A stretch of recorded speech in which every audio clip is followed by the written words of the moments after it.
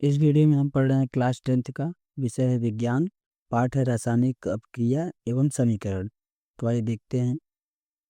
इस वीडियो में हम देखेंगे रासायनिक समीकरण को संतुलित करना क्यों आवश्यक है। तो इसमें जो है सबसे पहले द्रव्यमान संरक्षण का नियम। इस नियम के तहत किसी भी रासायनिक अपक्रिया में न तो द्रव्यमान का निर्माण होता है और न ही विनाश होता है। यानी किसी भी रासायनिक अपक्रिया में द्रव्यमान का ना तो निर्माण होता है और ना ही विनाश होता है। इसका निष्कर्ष ये है कि रासायनिक अभिक्रिया के पहले यानी अभिकारक में एवं उसके बाद यानी उत्पाद में प्रत्येक पदार्थों के परमाणुओं की संख्या बराबर होनी चाहिए। जब हम किसी भी रासायनिक अभिक्रिया को संतुलित करते हैं तो उसमें अभिकारक में जो भी तत्व हैं उनके परमाणु और जो भी उत्पाद में जो भी तत्व हैं उनके उनके जो है परमाणु दोनों तरफ हम बराबर करते हैं, तो ही जो है रासायनिक अभिक्रिया संतुलित होती है। तो इसका मतलब ये है कि किसी भी रासायनिक अभिक्रिया में पहले यानी अभिकारक में और उत्पाद में पदार्थों के परमाणुओं की संख्या जो है वो बराबर होनी चाहिए।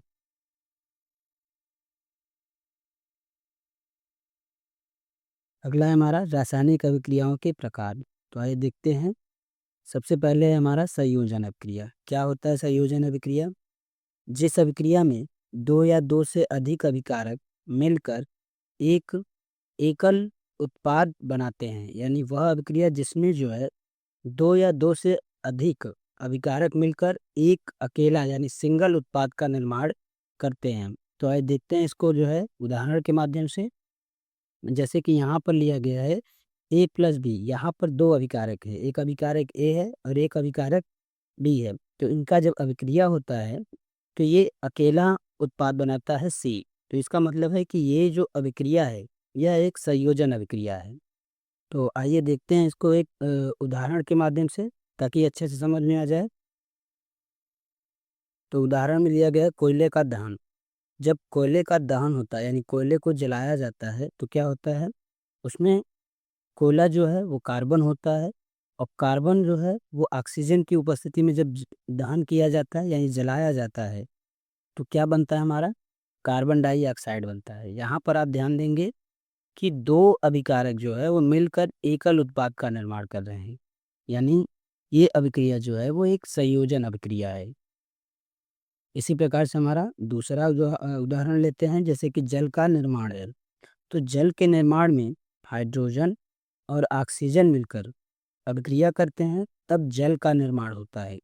तो यहाँ भी दो अभिकारक मिलकर जो है वो एकल यानी एक उत्पाद का निर्माण कर रहे हैं। तो जल का निर्माण भी एक जो है आपका संयोजन अभिक्रिया है।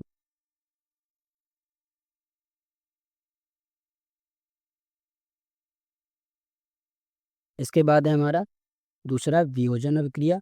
क्या होता है वियोजन अभिक्रिया?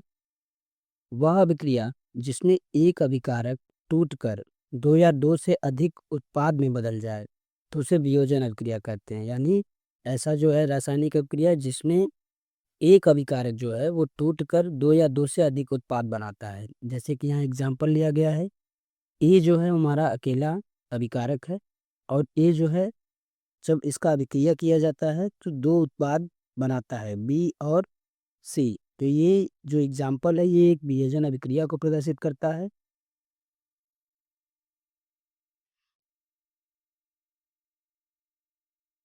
अब वियोजन अभिक्रिया आपके वियोजन अभिक्रिया जो है वो आपके तीन प्रकार के होते हैं। पहला है आपका ऊष्मीय वियोजन, दूसरा है आपका वैद्युत वियोजन और तीसरा है जो है आपका प्रकाशीय वियोजन। तो इन तीनों वियोजन अभिक्रियाओं को हम देखते हैं अगले पेज पर एक एक करके। तो सबसे पहले हमारा ऊष्मीय वियोजन। क्या होता है ऊष्मीय वियोजन? अभिकारक का ऊष्मा यानी गर्मी द्वारा किया गया वियोजन, यानी जो वियोजन अभिक्रिया ऊष्मा के द्वारा वियोजित किया जाता है। वियोजन का मतलब होता है टूटना, यानी एकल अभिकारक को जो है वो ऊष्मा की उपस्थिति में जब तोड़ा जाता है तो वो उसमें वियोजन अभिक्रिया कहलाता है। जैसे कि एग्जाम्पल में हम ले CaCO3 कैल्शियम कार्बोनेट है।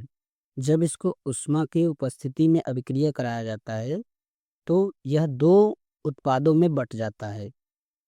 कैल्शियम कार्बोनेट अकेला अभिकारक है। ऊष्मा की उपस्थिति में जो है ये 2 उत्पादों में बँट रहा है। पहला है हमारा कैल्शियम ऑक्साइड और दूसरा है कार्बन डाइऑक्साइड। तो यहाँ पर जो है वो एक अभिकारक जो है वो 2 उत्पादों में टूट रहा है। तो ये जो अभिक्रिया है यह ऊष्मीय वियोजन अभिक्रिया है, जो कि ऊष्मा की उपस्थिति में कराया जाता है। दूसरा है हमारा वैद्युत वियोजन। वैद्युत वियोजन क्या होता है? विद्युत धारा प्रवाहित होने के कारण होने वाला वियोजन, यानी ऐसा अभिक्रिया जिसमें विद्युत धारा प्रवाहित की जाए और 2 या 2 से अधिक उत्पाद में वो टूट जाए। तो इसको उदाहरण के माध्यम से समझते हैं, जैसे कि हमारा है H2O यानी जल। जब इसमें विद्युत धारा प्रवाहित की जाती है तो यह जो है हाइड्रोजन और ऑक्सीजन में टूट जाता है। तो जल से जो है हाइड्रोजन और ऑक्सीजन में ये टूट रहा है। तो जल का जो है वो एकल अभिकारक है और यह विद्युत धारा प्रवाहित होने पे 2 उत्पाद में टूट जा रहा है। तो यह अभिक्रिया जो है हमारा विद्युत वियोजन अभिक्रिया है। इसी प्रकार तीसरा है हमारा प्रकाशीय वियोजन। क्या होता है प्रकाशीय वियोजन?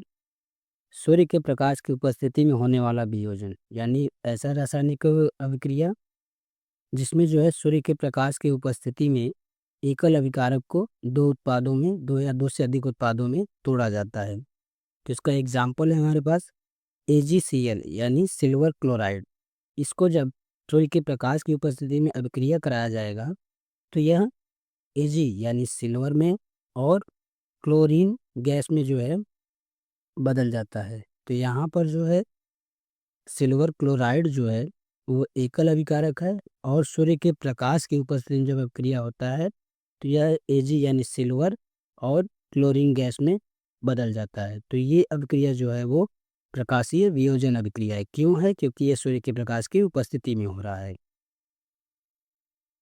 आगे है, इस अभिक्रिया का उपयोग साम श्वेत फोटोग्राफी में किया जाता है। जब ब्लैक एंड व्हाइट फोटो बनाया जाता है तो इस अभिक्रिया का इस्तेमाल किया जाता है।